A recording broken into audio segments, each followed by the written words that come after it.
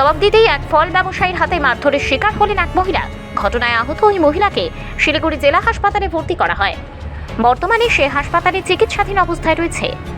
জানা গিয়েছে, গতকাল শিলিগুড়ির একটিয়াশাল খাইখাই বাজার এলাকায় এক ফল ব্যবসায়ী মহিলা তার দোকান ঠিকঠাক করছিলেন। সে সময় অপর এক ফল ব্যবসায়ী মহিলা কুকথা বলেন বলে অভিযোগ।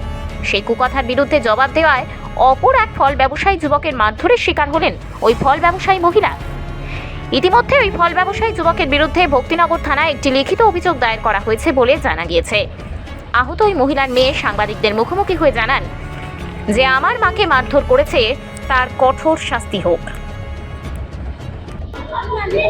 কালকে দুপুরবেলা আমার মা দোকান গুছাচ্ছিল, তো পাশের একটা দোকান ছিল, ওনারা নানা ধরনের কথা বলতেছিল। সে কথাটা মা বলছে যে এরকম কথা কেন বলেন।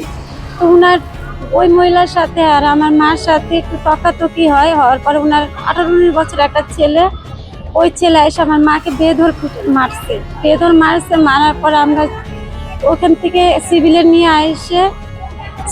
আসার পরে ওখানে একটা ডাক্তার দেখে, আমরা ভক্তিনগর থানাতে চাই, কেস ফাইল করার পরে রাত্রেবেলা বাড়িতে মাকে নিয়ে যাই যে সুস্থ হয়ে যাবে বা সুস্থ হবে।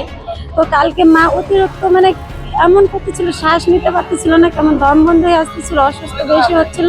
পরে আমরা কালকে রাতে 1টা-1:30টা নাগাদ সিভিলে ভর্তি করাইছি। আমার মা এখন পর্যন্ত সিভিলে আছে।